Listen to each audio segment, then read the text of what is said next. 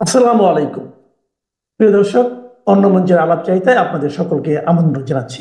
সারা বাংলাদেশে আলোচিত ঘটনা হচ্ছে আমাদের প্রধান উপদেষ্টা ডক্টর মোহাম্মদ ইউনূসের পদত্যাগ। যদি এই মুহূর্তে প্রধান উপদেষ্টা পদত্যাগ করেন তাহলে অবশ্যই বাংলাদেশ একটা বড় ধরনের ধাক্কা খাবে। এখানে বেশ কিছু দেশি বিদেশি ইস্যুগুলো কাজ করবে। বিশেষ করে ভারত একটা বড় ধরনের ভূমিকা এখানে নিতে চাইবে। আর নিষিদ্ধ ঘোষণা করা বাংলাদেশ আওয়ামী লীগ তারাও কিন্তু এই পরিস্থিতিকে কাজে লাগাবে। এটার নামই হচ্ছে রাজনীতি। আর এই পদত্যাগের ফলে সবচেয়ে বেশি ক্ষতিগ্রস্ত হবে বাংলাদেশ এনসিপি, জাতীয় নাগরিক পার্টি হিসাবে যারা নিজেদের এই দলটিকে তৈরি করেছেন এনসিপি, এবং এই কয়েকজন সমন্বয়ক, তাদের প্রথম সারির বেশ কিছু নেতাকর্মীরাও মানে দেশের মধ্যে কোন পরিস্থিতিতে পড়বে বুঝতেই পারছেন। আর যার কারণে অনেকটা ভয় পেয়ে গেছেন এনসিপি সহ অন্যান্য যারা ডক্টর ইউনূসের একদম প্রধান সারির যারা পৃষ্ঠপোষক আছেন অথবা তাকে যারা নিয়োগ দিয়েছে। উপদেষ্টাদের জরুরি একটা বৈঠক হয়েছে বেলা 11টায় তেজগাঁওয়ে প্রধান উপদেষ্টার কার্যালয়ে। উপদেষ্টা পরিষদের নির্ধারিত বৈঠকে ডক্টর ইউনূসের পদত্যাগের প্রসঙ্গ উঠে আসে। প্রথমে 1 ঘন্টা নিয়মিত উপদেষ্টা পরিষদের নির্ধারিত বৈঠক হয়, এরপর সচিবরা বেরিয়ে যান। উপদেষ্টাদের নিয়ে প্রায় 4 ঘন্টা অনির্ধারিত একটা বৈঠক তিনি সেখানে করেন। আলোচনার মূল বিষয়গুলো যেগুলো ছিল যে উপদেষ্টা পরিষদের এই বৈঠকে হতাশা ব্যক্ত করে ডক্টর ইউনূস বলছেন, গণঅভ্যুত্থানের পর শিক্ষার্থী এবং রাজনৈতিক দলের অনুরোধে তিনি দায়িত্ব নিয়েছেন। দলগুলো সহায়তার প্রতিশ্রুতি দিয়েছিল, কথা দিয়েছিল আগে সংস্কার পরে নির্বাচন, কিন্তু এখন অস্থিরতা তৈরি করছে, মানুষের আশা পূরণ করতে দিচ্ছে না, জনদুর্ভোগ তৈরি করছে, যে কোনো ইস্যুতেই রাস্তা অবরোধ করছে। দুজন উপদেষ্টা জানান, প্রধান উপদেষ্টা বলছেন রাজনৈতিক দলসহ কেউ সরকারকে প্রতিশ্রুত সহযোগিতা করছে না, এভাবে দায়িত্ব পালন করা সম্ভব না। নির্বাচন নিয়ে চাপ তৈরি করা হয়েছে, বিদ্যমান পরিস্থিতিতে সুষ্ঠু নির্বাচনের সম্ভাবনা ক্ষীণ, মানে একদম অল্প। নিয়ন্ত্রিত নির্বাচন হবে, এর দায় তিনি নিতে চান না। আর বিতর্কিত নির্বাচন হলে তার যে আন্তর্জাতিক ভাবমূর্তি নোবেল জয়ী হিসাবে সেইটা ক্ষুণ্ণ হবে, আর এই দায় তিনি নিতে চান না। অপরদিকে আন্দোলনের মাধ্যমে গড়ে ওঠা এই সরকারের সময় সবাই ভাবছে যে রাজপথ অবরোধ না করলে কোনো ফল পাওয়া যায় না।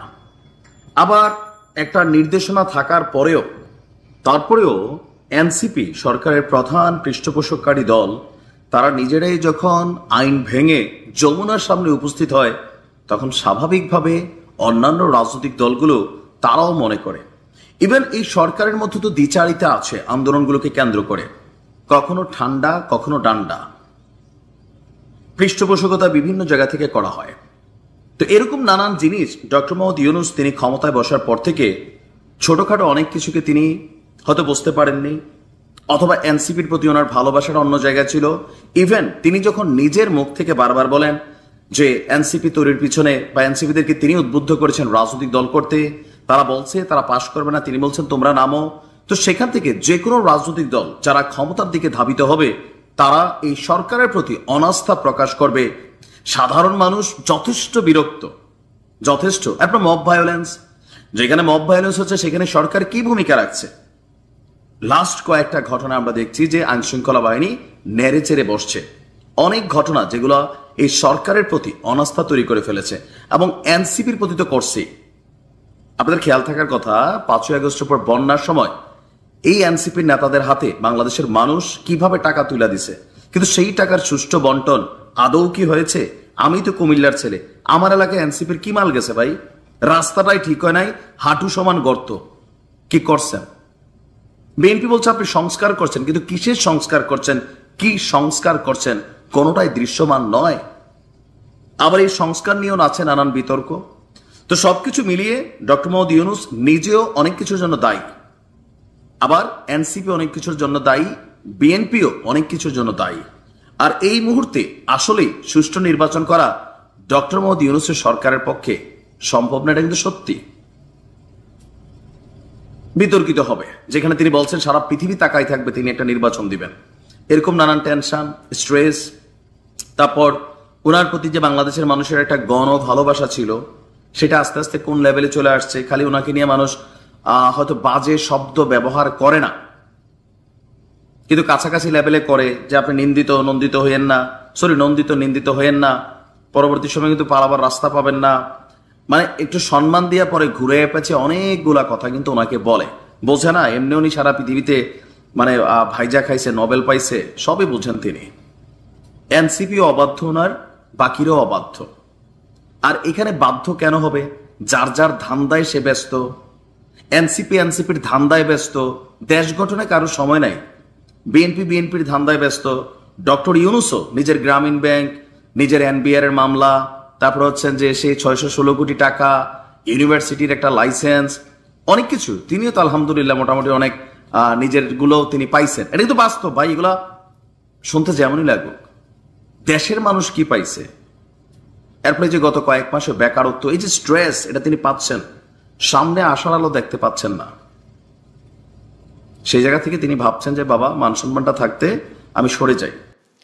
দুই উপদেষ্টার পদত্যাগ আগামী সপ্তাহে কিংবা ঈশ্বরদীতে বিএনপি জামাত সংঘর্ষ, আগ্নেয়াস্ত্রতে ভাইরাল যুবকের পরিচয় মিলল। সংবাদ মাধ্যমের এসব শিরোনাম দেখে আপনার মনে হতে পারে নির্বাচন হয়তো ফেব্রুয়ারিতে হচ্ছে। কেউ হয়তো ভাবতে পারেন নির্বাচন হলে সেটি ভয়াবহ সংঘাত আর মারামারি নির্বাচনই হতে যাচ্ছে। কিন্তু বাংলাদেশের রাজনীতি, বিশেষ করে নির্বাচনের রাজনীতি এই মুহূর্তে অতটাও সহজ সরল নয় যতটা সাদা চোখে দেখা যাচ্ছে। বরং ঢাকা এখন একটি আন্তর্জাতিক ট্রাফিক জ্যামের মাঝখানে দাঁড়িয়ে। এই জ্যামের পেছনের কারণ কোনো অভ্যন্তরীণ কোন্দল নয়, বরং এর পেছনে কলকাঠি নাড়ছে বিদেশি খেলোয়াড়রা। কারণ বাংলাদেশের সামনের দিনের রাজনীতির ভাগ্য যমুনা কিংবা ক্যান্টনমেন্টে নির্ধারণ হচ্ছে না, বরং এর মূল উৎস হয়ে যাচ্ছে দিল্লি আর ওয়াশিংটন। আঞ্চলিক স্থিতিশীলতা আর ইন্দো প্যাসিফিকে খবরদারির জন্য ভারত ও আমেরিকার স্বার্থ এক সুতোয় গেঁথে যাওয়ায় বাংলাদেশ পুরো দক্ষিণ এশিয়ার জন্য ভূ রাজনৈতিক হটকেক হয়ে উঠেছে। যে কারণে বাংলাদেশের আগামী নির্বাচন হয়ে উঠতে পারে পুরো এশিয়ায় গেম অফ থ্রোনসের নতুন সিজন। কূটনৈতিক সূত্রগুলো বলছে বাংলাদেশের আগামী জাতীয় সংসদ নির্বাচন নিয়ে ভারত ও আমেরিকার সাথে দোহাতে বসে বৈঠক করেছে বাংলাদেশ। এমনকি বিশেষ বার্তা নিয়ে বাংলাদেশে এসেছিলেন ভুটানের প্রধানমন্ত্রী। এর পেছনে কাজ করছে বাংলাদেশ ও রাখাইন রাজ্যের বিনিময় মূল্য। ভারত ও আমেরিকার এই দেয়া নেয়ার কৌশলে বড় একটি গুটি হলো বাংলাদেশের আগামী সংসদ নির্বাচন। বৈঠকে যা নিয়ে আলোচনা হয়েছে সে সূত্র ধরে যদি সামনের দিনগুলো আগায়, তাহলে আওয়ামী লীগ আর নির্বাচন ইস্যুতে দুটি প্রশ্ন দেখা দিবে। টাইমস অব বাংলাদেশের খবরের শিরোনাম হলো ফেব্রুয়ারি নির্বাচনের আগে ফের সক্রিয় যুক্তরাষ্ট্র ভারত। এই রিপোর্টটিতে সাম্প্রতিক সময় পর্দার আড়ালে ঘটে যাওয়া বেশ কিছু বৈঠক আর তৎপরতার খবর তুলে ধরা হয়েছে।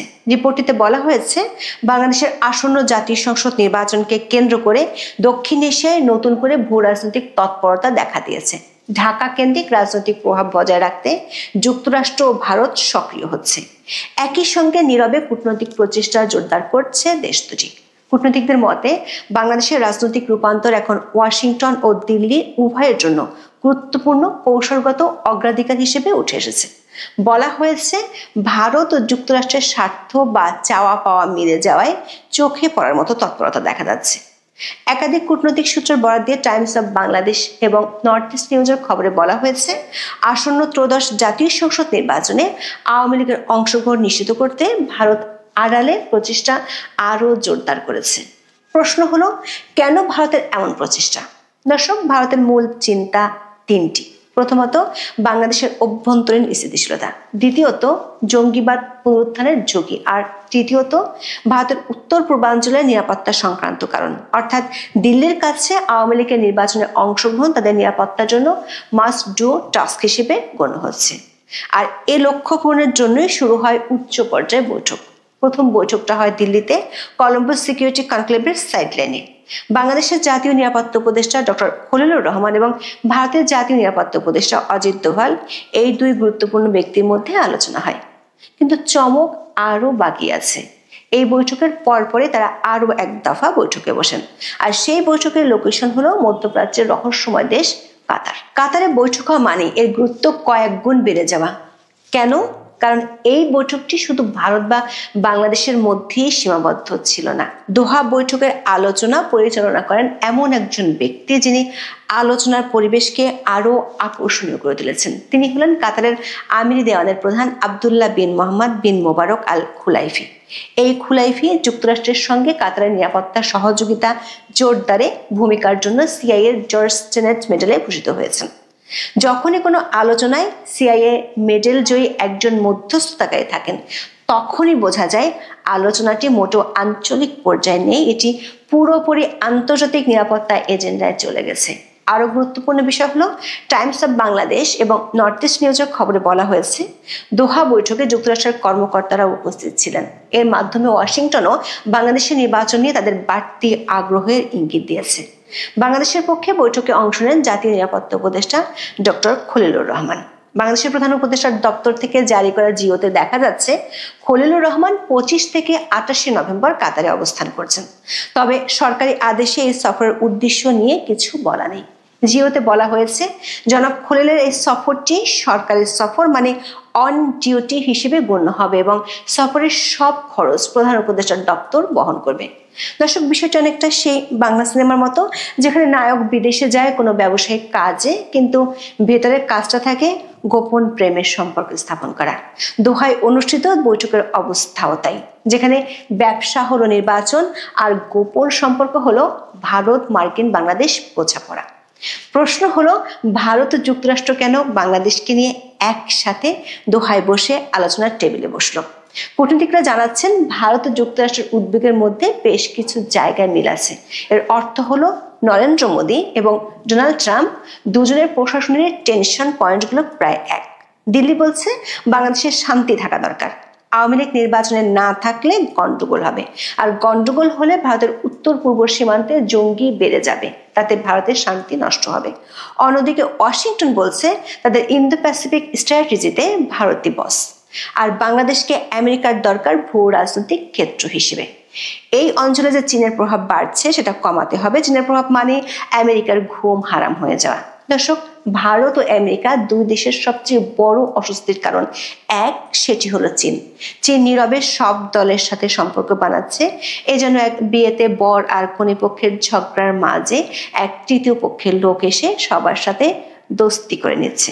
সূত্রগুলো বলছে দুই দেশের স্বার্থ এক বিন্দুতে মিলে যাওয়ায় বাংলাদেশকে নিয়ে দোহাতে বৈঠক হয়েছে। প্রশ্ন হলো, এই একই চাওয়া পাওয়ার মধ্যে বাংলাদেশকে নিয়ে ভারত ও যুক্তরাষ্ট্রের মধ্যে লেনদেনটি কি হচ্ছে? কূটনৈতিক সূত্রগুলো বলছে ঢাকা নিয়ে যুক্তরাষ্ট্রের কাছে ভারতের প্রত্যাশা এখন বেশ পরিষ্কার। দিল্লি মনে করে গত কয়েক মাসে বাংলাদেশের সঙ্গে তাদের প্রভাব কিছুটা কমে গেছে এবং সেটি পুনরুদ্ধারে ওয়াশিংটনের সমর্থন দরকার। অন্যদিকে যুক্তরাষ্ট্র চায় মিয়ানমারের রাখাইন অঙ্গরাজ্যে ভারতের ভূমিকা আরো জোরদার হোক। রাখাইনে আরাকান আর্মি ও অন্যান্য সশস্ত্র গোষ্ঠী নতুন বাস্তবতা তৈরি করছে এবং ওয়াশিংটন মনে করে ভবিষ্যতে পুনর্গঠন ও স্থিতিশীলতা প্রক্রিয়ায় ভারত গুরুত্বপূর্ণ ভূমিকা রাখতে পারে। এটা অনেকটা আন্তর্জাতিক বাজারের দর কষাকষির মতো, তুমি আমাকে ঢাকা দাও, আমি তোমাকে রাখাইন দিচ্ছি। দর্শক, টাইমস অব বাংলাদেশের খবরে দিল্লি আর দোহার বৈঠক ছাড়াও আরেকটি স্পর্শকাতর বিষয় উঠে এসেছে। পত্রিকাটি বলছে অভ্যন্তরীণ আলোচনার সঙ্গে যুক্ত একাধিক ব্যক্তি তাদের জানিয়েছেন সাবেক প্রধানমন্ত্রী শেখ হাসিনাকে দেশে ফেরত আনার প্রশ্নটিও কিছু পর্যায়ে আলোচনায় উঠে এসেছে। তবে তারা বলছেন নির্বাচন প্রশ্নে সুস্পষ্টতা না আসা পর্যন্ত এ বিষয়ে ভারত কোনো আগ্রহ দেখাতে রাজি নয়। তার মানে ভারত আগে নির্বাচনের কাঠামো চূড়ান্ত দেখতে চায়, তারপর অন্যান্য বিষয় নিয়ে ভাববে। মূল কথা হলো দোহা বৈঠকে নির্বাচনের কথা, স্থিতিশীলতার কথা, এমনকি সাবেক প্রধানমন্ত্রী শেখ হাসিনাকে দেশে ফেরানোর প্রশ্নটি উঠেছে। কিন্তু ভারত বলছে নির্বাচন ফাইনাল না হলে এ ব্যাপারে কথা নেই। এজন্য এক জটিল কূটনৈতিক দর কষাকষি। এদিকে এই নীরব কূটনৈতিক তৎপরতার মধ্যে আরেকটি ট্র্যাক টু কূটনীতির উদাহরণের কথা উঠে এসেছে। দর্শক, ট্র্যাক ওয়ান ডিপ্লোমেসি হলো সরাসরি রাষ্ট্রীয় বা সরকারি পর্যায়ের কূটনীতি, আর ট্র্যাক টু ডিপ্লোমেসি হলো একটি অনানুষ্ঠানিক প্রক্রিয়া যেখানে পর্দার আড়ালে আলোচনা হয়ে থাকে। টাইমস অব বাংলাদেশের খবরে বলা হয়েছে সম্প্রতি ভুটানের প্রধানমন্ত্রী শেরিং তোবগে যে বাংলাদেশ সফরে এসেছিলেন, তখন তিনি নাকি ভারতের প্রধানমন্ত্রী নরেন্দ্র মোদীর একটি বিশেষ বার্তা নিয়ে এসেছিলেন। যদিও কোনো পক্ষই এই বার্তার বিষয়বস্তু প্রকাশ করেনি, কিন্তু সবাই এই সফরকে বাংলাদেশের নির্বাচনকে ঘিরে এক ধরনের নীরব কূটনীতি হিসেবে দেখছেন। দর্শক, দেখা যাচ্ছে পুরো প্রক্রিয়াটি অনেকটা আন্তঃমহাদেশীয় দাবা খেলার মতো। এক চাল দেওয়া হয় বাংলাদেশে, তার প্রভাব পড়ে ভারত মিয়ানমার সীমান্তে, আর পুরো খেলার পরিচালনা হয় কাতার আর ওয়াশিংটনে বসে। টাইমস অফ বাংলাদেশের খবরটিতে একেবারে শেষে দুটি খুব গুরুত্বপূর্ণ প্রশ্ন ছুড়ে দেওয়া হয়েছে। বলা হয়েছে, কূটনৈতিক তৎপরতা যত বাড়ছে, আলোচনায় এখন দুটি প্রশ্নই সবচেয়ে প্রাধান্য পাচ্ছে। একটি হলো, আওয়ামী লীগ কি শেষ পর্যন্ত নির্বাচনে অংশ নেবে? অন্যটি, সমঝোতার পরিবেশ তৈরি হলে ফেব্রুয়ারির ভোট কি পেছাতে পারে? দর্শক, গত 12ই মে থেকে বাংলাদেশে সরকারের নির্বাহী আদেশে আওয়ামী লীগের কার্যক্রম নিষিদ্ধ আছে। সরকার পক্ষ থেকে মাঝে মাঝে বলা হয় আওয়ামী লীগ আগামী নির্বাচনে অংশ নিতে পারবে না, কিন্তু সম্প্রতি পর্দার আড়ালে পরপর ঘটে যাওয়া বেশ কিছু আঞ্চলিক বৈঠক ভিন্ন বার্তা দিতে শুরু করেছে। দিল্লি চায় আওয়ামী লীগ রাজনীতিতে ফিরে আসুক, আর মিত্র যুক্তরাষ্ট্রের হাতে আছে সুষ্ঠু, অবাধ ও অন্তর্ভুক্তিমূলক নির্বাচনের জন্য চাপ দেওয়ার হাতিয়ার। এ চাপ না মানলে যুক্তরাষ্ট্রের সেই নাইজেরিয়া সিনড্রোম দেখা যেতে পারে, এমন আশঙ্কা করছেন কূটনীতিকরা। দর্শক, নাইজেরিয়া সিনড্রোম হলো যুক্তরাষ্ট্রের সেই স্যাংশন যার ফলে আসতে পারে ভিসা সহ নানা নিষেধাজ্ঞা। কিন্তু প্রশ্ন হলো, বাংলাদেশের অন্তর্বর্তী সরকার বলছে ফেব্রুয়ারির প্রথমার্ধে নির্বাচন হবে, ফলে ফেব্রুয়ারি মাস সামনে রেখে প্রস্তুতি চললেও যদি ভারত ও যুক্তরাষ্ট্রের চাপে এমন কোনো সমঝোতা হয় যা আওয়ামী লীগের অংশগ্রহণ নিশ্চিত করে, তাহলে সেই সমঝোতার জন্য সময় দরকার হতে পারে। এখানে ভারত এবং যুক্তরাষ্ট্রের অগ্রাধিকার ভিন্ন। ওয়াশিংটনের কাছে সুষ্ঠু নির্বাচন ও রাজনৈতিক স্থিতিশীলতা যেমন আঞ্চলিক স্বার্থ রক্ষার অংশ, তেমনি ভারতের কাছে অগ্রাধিকার হলো সীমান্ত স্থিতি বজায় রাখা ও চীনের প্রভাব নিয়ন্ত্রণে রাখা। এই দুই অগ্রাধিকারের মধ্যে যে বিন্দুতে সমঝোতা হবে সেটাই নির্বাচনের ভাগ্য নির্ধারণ করবে। দর্শক, ভারত ও আমেরিকার পক্ষ থেকে বার্তাটা পরিষ্কার। সেটি হলো, বাংলাদেশের নির্বাচন এখন আর শুধু অভ্যন্তরীণ বিষয় নয়, এটি এখন ইন্দো প্যাসিফিক কৌশলের একটি বড় পরীক্ষা। ভারত চায় তার নিরাপত্তা, যুক্তরাষ্ট্র চায় আঞ্চলিক প্রভাব ধরে রাখতে, এবং এই দুই দেশের সম্মিলিত আকাঙ্ক্ষা হলো চীন যেন এই অঞ্চলে আর কোনো বড় সুবিধা নিতে না পারে। এই পুরো পরিস্থিতিটা অনেকটা এমন যেন আপনি ক্রিকেট খেলা দেখছেন, কিন্তু আম্পায়ার ও মাঠের বাইরে বসা ব্রডকাস্টার মিলে সিদ্ধান্ত নিচ্ছে কোন দল ব্যাটিং এ নামবে। বলা যায়, বাংলাদেশের রাজনীতি এখন আর শুধু 32 নম্বরের ধানমন্ডি বা পল্টনের খেলার মাঠ নয়, এটি একটি গ্লোবাল দাবা খেলা, যেখানে ঢাকা শুধু একটি পণ বা সৈন্য মাত্র। এই খেলার শেষ চাল কে দিবেন, ওয়াশিংটন, দিল্লি, নাকি শেষ পর্যন্ত ঢাকার জনগণ? সেই উত্তর পেতে চোখ রাখতে হবে আরো কিছু গোপন বৈঠকের দিকে। যদি ভারত যুক্তরাষ্ট্রের ঐক্য বজায় থাকে, তবে বাংলাদেশের রাজনীতিতে বড় ধরনের পরিবর্তন অবশ্যম্ভাবী। আর যদি ঐক্য ভেঙে যায়, তাহলে পরিস্থিতি আরো ঘোলাটে হবে।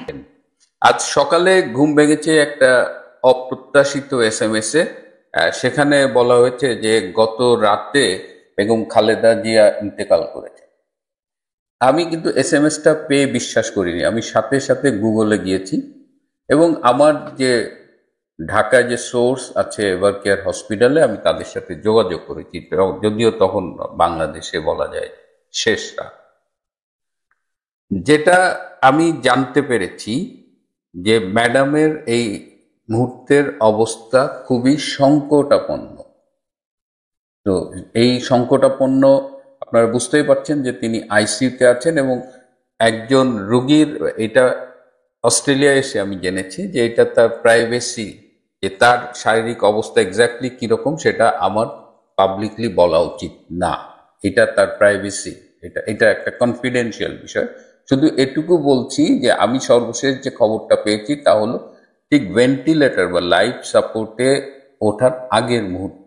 অনেকেই বলছেন তিনি লাইফ সাপোর্টে আছেন, লাইফ সাপোর্টটা যার খুলে ফেলার জন্য পরিবারের সম্মতির অপেক্ষায় আছেন। তো সেই জায়গাটায় আমি শেষ যে খবরটা পেয়েছি, এবং আমার উদ্দেশ্য ম্যাডামের স্বাস্থ্যের বর্তমান অবস্থা বলাটা না, বরং তিনি 5 দিন ধরে হাসপাতালে আছেন, এবং আমি 4 দিন আগে আমার ফেসবুকে একটা স্ট্যাটাস দিয়েছিলাম। এটা আমি মনে হয় যে এটা বাংলাদেশের সব ক্লিনিক্যাল ডাক্তারদের এটা শোনা উচিত, এবং যারা অনেক বড় বড় ডাক্তার, বাংলাদেশের যারা ক্লিনিশিয়ান আছে, আপনারা জানেন যে সব বিষয়ে খুব টপ ডাক্তার, এরা কিন্তু ক্লিনিক্যালি বিশ্বমানের, এবং অনেক ক্ষেত্রে তারা যত সীমাবদ্ধতা নিয়ে রোগীদের, বিশেষ করে সরকারি হাসপাতালে চিকিৎসা দেন, সেটা আমরা বিদেশে বসে কল্পনাও করতে পারি না। সেদিক দিয়ে সেটা অবশ্যই প্রশংসনীয়, কিন্তু তারপরেও তাদের প্রতি আমাদের রোগীদের একটা অভিযোগ থাকে, রোগীদের আস্থার অভাব রয়েছে। এবং সেটা আমি কেন আজকে আমি এই বিষয়টি নিয়ে আপনাদের সামনে কথা বলছি। বেগম খালেদা জিয়া তার একাধিক অসুখে তিনি ভুগছেন, তার লিভারের সমস্যা আছে, তার কিডনির সমস্যা আছে, তার আর্থ্রাইটিস আছে এবং একাধিক সমস্যা, যে কারণে তার শরীরের রোগ প্রতিরোধ ক্ষমতাটা কিন্তু স্বাভাবিক মানুষের চাইতে দুর্বল, এটাকে আমরা বলি ইমিউনো কম্প্রোমাইজড।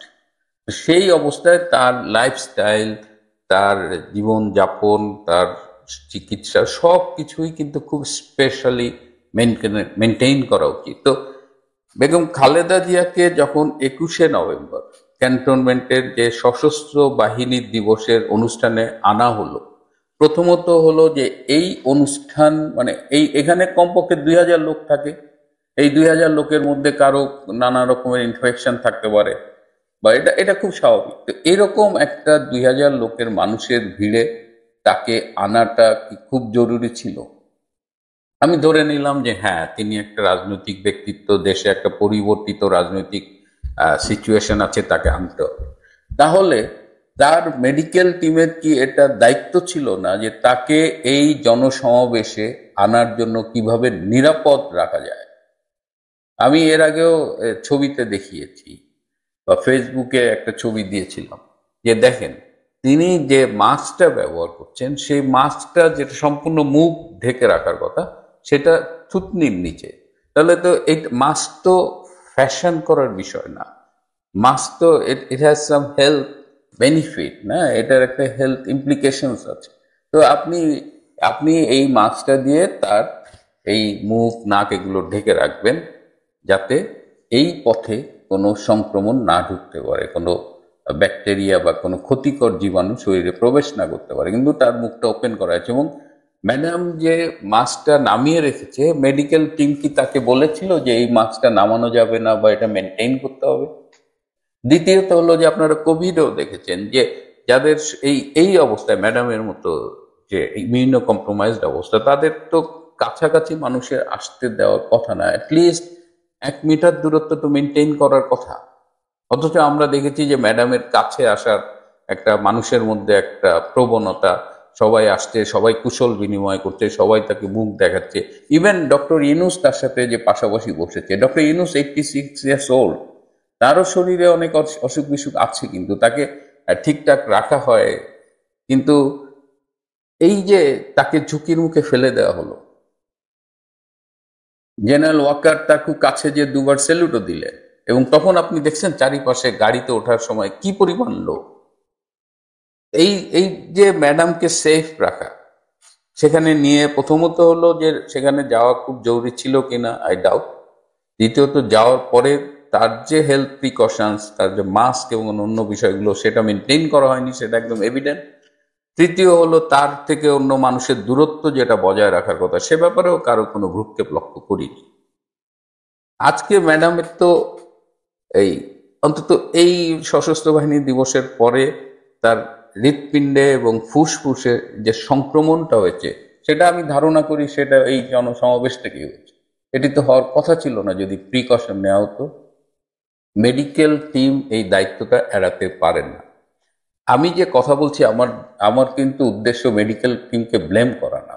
আমার উদ্দেশ্য হলো, আমার কষ্টের জায়গা থেকে বলছি, এটা আমি আজ থেকে আরো 18 বছর আগে থেকে আমি এটা বলার চেষ্টা করে আসছি বাংলাদেশের চিকিৎসা সমাজের কাছে, যে শুধুমাত্র প্রেসক্রিপশন এবং হসপিটাল নির্ভর শ্রেষ্ঠত্ব দিয়ে লাভ নেই। আমাদের আরো বেশি মনোযোগী হওয়া উচিত যে কিভাবে প্রিভেন্ট করা যায়, কিভাবে ঠেকানো যায়। যেমন ম্যাডামের এটা আই বিলিভ যে এটা একটা প্রিভেন্টেবল কন্ডিশন ছিল, কিন্তু ম্যাডামের বয়স 80, তার অনেকগুলো অসুখ বিসুখ আছে।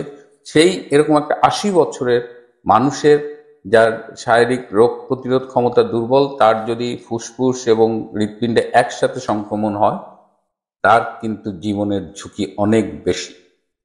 এবং we need a miracle to bring her back. এখন দেখলাম যে তাকে সিঙ্গাপুরে নেওয়ার অনেকেই কথা বলছেন।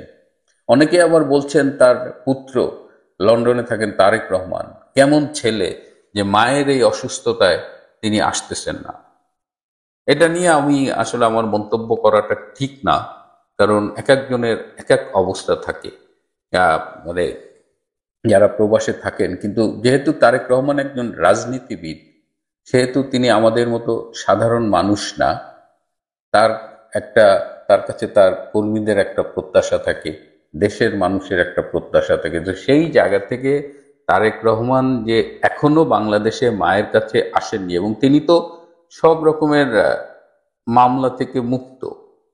তিনি তো এখন তার কোনো মাথার উপরে কোনো শাস্তি নেই, তিনি কেন আসতেছেন না এই প্রশ্ন কিন্তু আমরা না তুললেও মানুষের মুখ বন্ধ রাখা যাবে না, এবং মানুষ এই প্রশ্ন তুলছে। এবং এই প্রশ্নটি আমি জানি না, এখন যদি তাকে বেগম খালেদা জিয়াকে সিঙ্গাপুর নেওয়া হয় এবং তিনি যদি সিঙ্গাপুরে আসেন, সেটা একটা বিষয় হতে পারে, কিন্তু কেন তারেক রহমান মায়ের এই অসুস্থতায় বাংলাদেশে এখনো এসে পৌঁছাননি, যেখানে মায়ের অবস্থা অত্যন্ত সংকটাপন্ন। এবং আপনারা মিডিয়ায় দেখেছেন, বিএনপির নেতৃবৃন্দও কিন্তু বলছে যে মানে তার লাইফটা এখন খুবই ক্রুশিয়াল এবং যে কোনো মুহূর্তে যে কোনো কিছু হতে পারে। আমরা দোয়া করি, সভাপতি তিনি আমাদের একজন জাতীয় নেত্রী, আমরা দোয়া করি, কিন্তু এই যে মেডিকেল টিমের অবহেলা, একজন বা জনস্বাস্থ্য বিশেষজ্ঞ হিসেবে আমার এটা মেনে নিতে কষ্ট হচ্ছে। রাজনৈতিকভাবে আমার যে অবস্থারই হোক, একজন চিকিৎসক হিসেবে আমি আমার চোখের সামনে দেখছি যে মেডিকেল টিমের অবহেলায় কি করে একজন মানুষ আজকে জীবন মৃত্যুর সন্ধিক্ষণে দাঁড়িয়ে আছে। বাংলাদেশের একজন মানুষ হিসেবে সবাই যখন প্রশ্ন করছে তারেক রহমান কেন বাংলাদেশে আসছে না, সেই প্রশ্নটিকে আমি গুরুত্বের সাথেই নেই। আমি জানি না তারেক রহমান এটা কিভাবে, অনেকেই কিন্তু নানান কথা বলছেন যে মার এই অবস্থায় যে ছেলে আসে না, তাকে নিয়ে অনেক রকমের আপত্তিকর কথা বলছে। সেই কথাগুলো আমি আপনাদের সামনে স্ক্রিনে আনছি না, but these are facts, these are being discussed, and দেখা যাক কি হয়। আমার কাছে অনেকেই জানতে চেয়েছিলেন ম্যাডামের অবস্থা, তাই মনে হলো যে আপনাদের সামনে আমি যতটুকু জানি এবং একজন চিকিৎসক হিসেবেই বলছি, এর সাথে কোনো রাজনৈতিক কোনো বিষয় না মেশালেই আমি খুশি হব। ভেতর বাহিরে আওয়ামী লীগ নিয়ে নানান রকম আলাপ আছে, এবং আওয়ামী লীগ গত কয়েকদিন ধরে তারা ঘাপটি মেরেছে। আমি এর আগে আপনাদেরকে একটা আলোচনায় বলেছিলাম যে হঠাৎ করে আওয়ামী লীগ কেন চুপ। আপনাদেরকে মনে করিয়ে দিয়েছিলাম যে কিছু বিশ্ব পরিক্রমা কিছু আছে দেশে এবং দেশের বাইরে, যে এই সরকারের উপরে আওয়ামী লীগের নিষেধাজ্ঞা তুলে নেওয়া, এবং সরকারের ভেতর থেকেও আর দেশের বাইরে থেকে ইন্টারন্যাশনাল কমিউনিটি। ভারতের স্পষ্ট অবস্থান, তারা কোনোভাবেই আওয়ামী লীগ বিহীন নির্বাচন চায় না, এবং এর সাথে সাথে আরো বেশ কিছু দেশ, জার্মানি সহ বেশ কিছু দেশের অবস্থান রয়েছে যে তারা মনে করে যে একটা ইনক্লুসিভ 14, 18, 24-এর নির্বাচন না, খুবই দুঃখিত, সেই 24-এর 18, 14 নির্বাচন না, একটা যেই নির্বাচনের স্বপ্নে বাংলাদেশের 3-4টা জেনারেশন একেবারে থমকে গেছে। আমরা ভোট দিতে পারি না। এই দেশের নাগরিক কি আমরা, কোন দিক থেকে এই দেশের নাগরিক? আমরা তো ভোট দিতে পারছি না দীর্ঘ সময় ধরে, আমরা ভোট থেকে বঞ্চিত। সেই জায়গা থেকে একটা ইনক্লুসিভ নির্বাচন দরকার। শেখ হাসিনা মামলার রায়কে কেন্দ্র করে চারদিকে ব্যাপক ককটেল ফুটেছে। তারপর বেশ কিছু জায়গায় আগুন জ্বালানোর ঘটনা ঘটেছে, গাড়ি ঘোড়ায় আগুন জ্বলেছে। সবাই এটার মধ্যে আওয়ামী লীগকে খুঁজে নেওয়ার চেষ্টা করেছে। আওয়ামী লীগের কর্মসূচি মাথায় রেখেছে, আওয়ামী লীগ লকডাউন, শাটডাউন কর্মসূচি দিয়েছে, সেগুলো মাথায় রেখে হিসাব করছে। কিন্তু তাদের একটা এর আগের, আমি তো গেল নভেম্বর মাসের কথা বলছি, গত সেপ্টেম্বর অক্টোবরে তাদের ঝটিকা মিছিল বেড়ে গিয়েছিল, কিন্তু সেই ঝটিকা মিছিলের খুব একটা আওয়াজ পাওয়া যাচ্ছে না। হঠাৎ করে এসে আমি যেদিন কথা বলছি 28 নভেম্বর, আবার সেই ঝটিকা মিছিলের আওয়াজ। মোহাম্মদপুরে আওয়ামী লীগের ঝটিকা মিছিল, রাজধানী মোহাম্মদপুরে কার্যক্রম নিষিদ্ধ আওয়ামী লীগের একটি অঙ্গ সংগঠন ঝটিকা মিছিল করেছে। কয়েক সেকেন্ড স্থায়ী, কয়েক সেকেন্ড, খুব সিগনিফিকেন্ট, কয়েক সেকেন্ডের মিছিল স্থায়ী। ওই মিছিলে অংশ নেন হাতে গোনা কয়েকজন। শুক্রবার সকাল 7:30টার দিকে আকস্মিকভাবে কয়েকজন একটি মিছিল বের করে এবং কয়েক সেকেন্ডের মধ্যেই পালিয়ে যান বলে জানিয়েছে পুলিশ। মোহাম্মদপুর থানার ভারপ্রাপ্ত কর্মকর্তা কাজী রফিক আহমেদ বলেন, সকাল 7টার দিকে 5-6 জনের একটি ব্যানার নিয়ে কয়েক সেকেন্ডের একটি মিছিল করে। খবর পেয়ে পুলিশ ঘটনাস্থলে যাওয়ার আগেই তারা পালিয়ে যায়। মিছিলকারীদের শনাক্ত করে আইনের আওতায় নেওয়ার কাজ চলছে। এদিকে দুপুর 1:30টার দিকে বাবর রোড থেকে একটি অবিস্ফোরিত ককটেল উদ্ধার করেছে পুলিশ। এ বিষয়ে ওসি তিনি বলেন যে মোহাম্মদপুরের বাবর রোডে লাল কাপড় দিয়ে মোড়ানো একটা বিস্ফোরিত ককটেল উদ্ধার করা হয়েছে, পরে বোম ডিসপোজাল ইউনিট এসে সেটি নিষ্ক্রিয় করে। আমরা যেটা আপনাদেরকে বোঝাতে চাচ্ছি সেটা হলো যে বাংলাদেশের স্থিতিশীলতার জন্য এই চ্যাপ্টারটার একটা সমাধান হবে। আচ্ছা, ডক্টর ইউনূস যদি পারতো, তার যদি এই কারিশমা মেকানিজম থাকতো, তো সারা বাংলাদেশে সেই জনমত যদি তৈরি করতো বা সেভাবে সে শাসন করতো 15 মাস, যে আমরা যদি দিনের শুরুটা দেখে বুঝতে পারতাম যে না, দিনটা ভালো যাবে, তাহলে তিনি যেটা চাচ্ছেন সেটা বাংলাদেশের মানুষ মেনে নিত। কিন্তু তার চাওয়ায় কি রং ছিল না? তার চাওয়ায়, তার বিচারিক প্রক্রিয়া নিয়ে যা দেখা যাচ্ছে সেখানে কি বড্ড বেশি রং ছিল না? সেটা কি তিনি নিজেও এখন বুঝতে পারছেন। ফলে এই ঝটিকা মিছিলগুলো, কোনটা তো একেবারে এইভাবে ঝটিকা মিছিল হওয়াটা তো রাজনীতির জন্য আলটিমেটলি এটা কোনো পজিটিভ সাইন না। এই দল যখন ঝটিকা মিছিল করে তারপরে একটা সময় হুট করে 2-3 হাজার বের হয়, আর কখন কত বের হবে এটা বোঝা খুব মুশকিল। এই জন্যই বোধ হয় আন্তর্জাতিক কমিউনিটি ডক্টর ইউনূসকে বোঝানোর চেষ্টা করছে যে এই ঝটিকা মিছিল যেন ওই আকস্মিক বড় মিছিল যেগুলো হয় বা এর চেয়ে অন্য কোনো দিকে টার্ন না করে। ভালো থাকবেন, সুস্থ থাকবেন।